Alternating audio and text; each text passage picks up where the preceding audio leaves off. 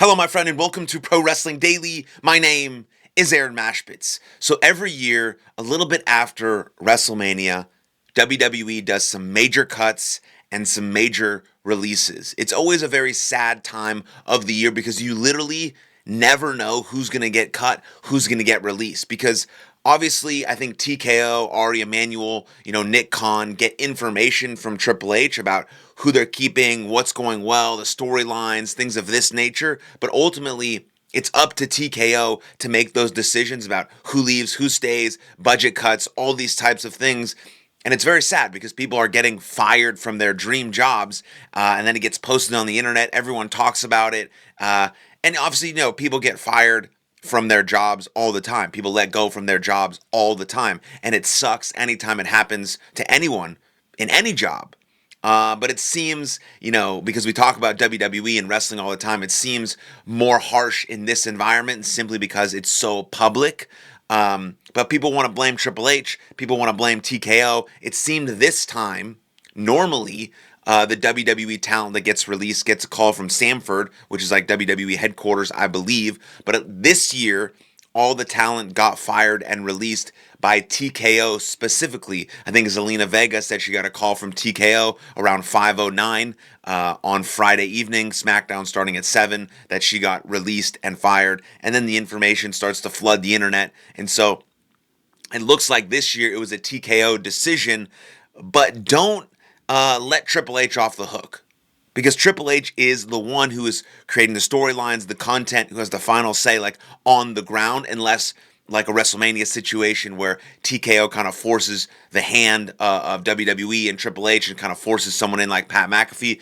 But on like a normal SmackDown Raw, like it's really Triple H running the ship, and he's also communicating with them about who's doing really well, who they're keeping, what storylines they have ahead of them, who they really can't keep, what contracts they have negotiated, things of that nature. And then ultimately it's the TKO decision. And so I think everyone's to blame in that regard. But at some point you do have to trim the fat. If you're a useless wrestler, you have no story, you have no build, you're not building yourself up, you're not doing anything for the company, you haven't done anything great, you haven't made yourself valuable, then it is like what it is. I get so confused when I see guys make WWE, and that's fucking awesome. It's sick.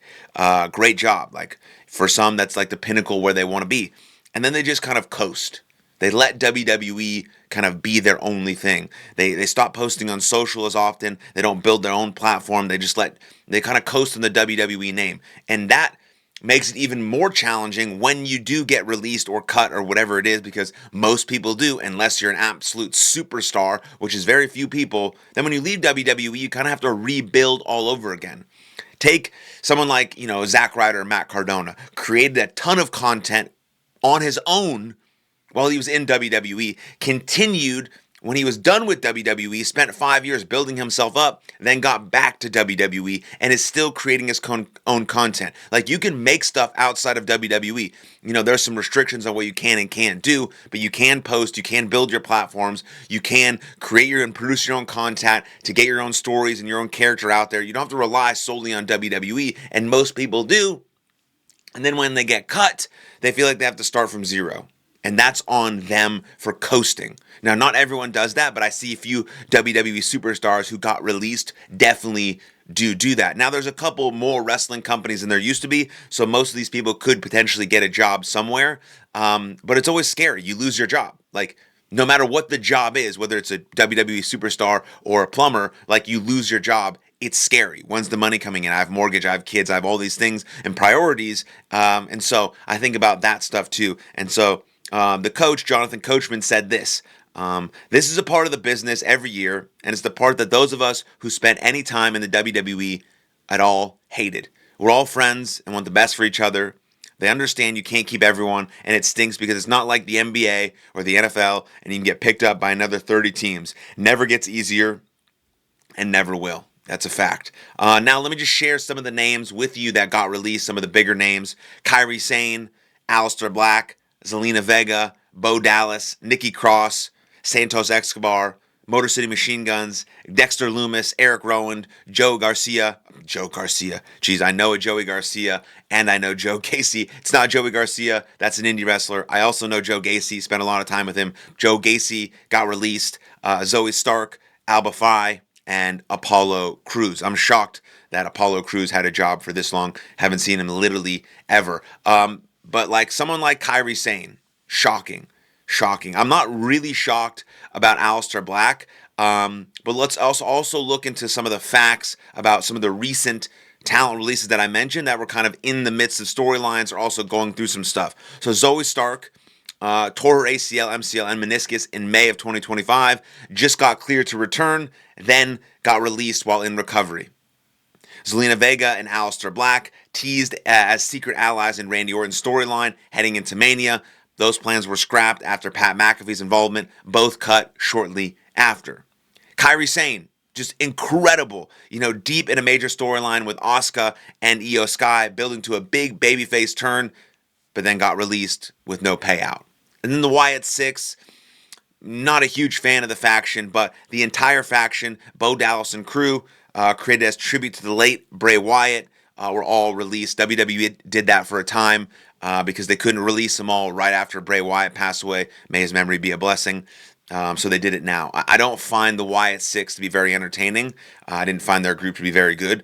It obviously sucks that real human beings in the world lost their job, but it is what it is. If you're not producing the best kind of thing you can possibly produce, if you're not creating value and being the absolute best you can be in terms of what WWE is looking for, you're going to get cut. And I'm also not, like, the Aleister Black situation is weird to me. Like, you got to listen to this. Aleister Black didn't want to take pins in AEW because he thought he was too good. He's too tough. He's too real. Fuck off, Aleister Black. He returned to WWE last year in April of 2025, expecting to do big things. Some people called him like he was going to main event WrestleMania. He had so much stuff going for him. He had momentum, and then lost all of his matches. Didn't win a single title. Didn't wrestle on any PLEs. Wasn't on WrestleMania. Today, basically 1 year later, he gets released. So maybe there's also a lesson there that the grass isn't always greener. Maybe you should work hard and water the grass you have it while you're there. Make the best of your situation. He thought he was too tough and too big to take pins in AEW. Dude, you're in a pretend, predetermined sport. You can take pins anywhere you want. It doesn't fucking matter. And then you go to WWE and you think you're going to be this massive star, even though you were already in WWE and that flopped.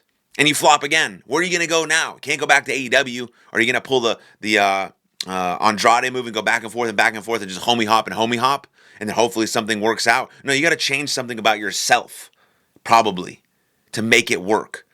Because it seems as Aleister Black is a very selfish actor. Now, I don't know. He just got fired from his job, so no ill wishes on him, obviously.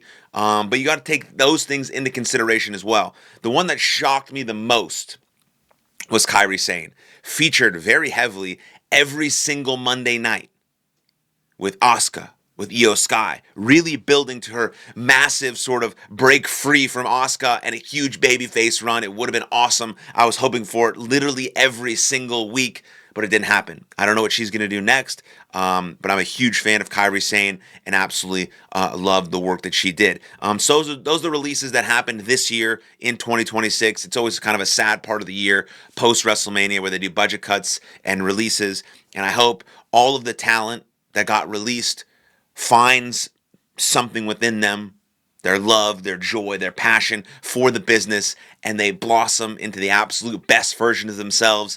And getting fired from WWE becomes the best thing that ever happened to them because it allows them to flourish like they've never been able to flourish before and be creative and artistic and love what they do outside of the sort of WWE scope. That's what I hope happens. So God bless you. Yeah, that's what I think. Let me know what you think in the comments down below, and then like the video, subscribe to the channel, and I'll see you guys next time. Lots of love. Cheers.